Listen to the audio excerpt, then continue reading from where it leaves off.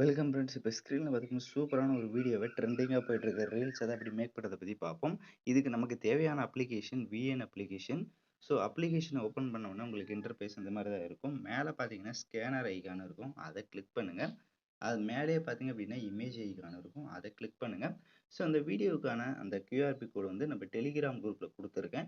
இப்போ ஸ்க்ரீனில் ஷோ ஆகிற மாதிரி நம்ம டெலிகிராம் குரூப்பில் போய் சர்ச் பண்ணிங்கன்னா இந்த வீடியோக்கான அந்த மெட்டீரியல் வரும், நீங்கள் யூஸ் பண்ணிக்கோங்க. இப்போ நெக்ஸ்ட் மொபைல் டேட்டாவை ஆன் பண்ணிக்கோங்க. மொபைல் டேட்டாவை ஆன் பண்ணிட்டு கியூஆர்பி கோடை செலக்ட் பண்ணுங்க. அப்பதான் உங்களுக்கு லோட் ஆகும். இப்போ லோட் ஆகிட்டு உங்களுக்கு இந்த மாதிரி ஏதாவது ஷோ ஆகும். கீழே பாருங்க, உங்களுக்கு டவுன்லோட்னு இருக்கும், யூஸ் டெம்ப்ளேட்னு இருக்கும். ஸோ டவுன்லோட் பண்ணீங்க அப்படின்னா யூஸ் டெம்ப்ளேட்னு வந்துடும். இப்போ யூஸ் டெம்ப்ளேட்டை கிளிக் பண்ணுங்க. கிளிக் பண்ணோன்னே உங்களுக்கு இந்த மாதிரி தான் லோட் ஆகும். லோட் ஆன வாட்டி ஃபோட்டோஸ் வந்து செலக்ட் பண்ண சொல்லும். ஸோ ஃபர்ஸ்ட் ஒன் ஃபோட்டோவை செலக்ட் பண்ணுங்க. ரீப்ளஸ்னு ஒரு ஆப்ஷன் இருக்கும், அதை கொடுத்துட்டீங்க அப்படின்னா அதுவே உங்களுக்கு ஆட்டோமேட்டிக்காக வந்து ஒரு 4 ஃபோட்டோஸ் வந்து ரீப்ளேஸ் ஆகிடும். இப்போ நெக்ஸ்ட் நீங்கள் எந்த ஃபோட்டோஸ்லாம் எடிட் பண்ணலான்னு இருக்கீங்களோ அந்த ஃபோட்டோஸ் எல்லாமே அப்படியே ஒன் பை ஒன்னாக நீங்கள் செலக்ட் பண்ணிக்கோங்க.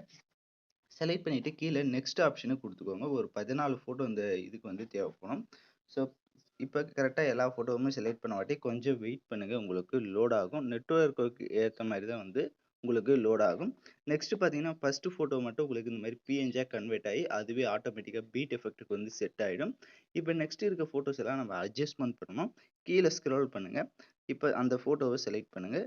செகண்டாக இருக்க ஃபோட்டோ செலக்ட் பண்ணி கிராப்பிங் ஆப்ஷனை கிளிக் பண்ணிவிட்டு இப்போ உங்களோட ஃபோட்டோஸ் வந்து நீங்கள் கரெக்டாக வந்து ஃபேஸ் வந்து கவர் ஆகுதான்றதெல்லாம் செக் பண்ணிக்கோங்க. ஃபோட்டோஸ் வந்து ஏதாவது ஜூம் பண்ணணுன்னா கூட இந்த மாதிரி ஜூம் பண்ணி கூட நீங்கள் செட் பண்ணிக்கோங்க. ஒவ்வொரு ஃபோட்டோஸுமே அதே மாதிரி தான் கரெக்டாக வந்து உங்களுக்கு தேவையான அளவுக்கு நீங்கள் ஜூம் பண்ணி செட் பண்ணுங்கள். ஃபேஸ் வந்து இந்த ஸ்க்ரீனுக்குள்ளே கவர் பண்ணணும், அதுக்கேற்ற மாதிரி செட் பண்ணிக்கோங்க. இப்போ எல்லாமே ஃபோட்டோஸ் எல்லாம் செட் பண்ண வாட்டி டிக் ஐகானை கொடுத்துக்கோங்க.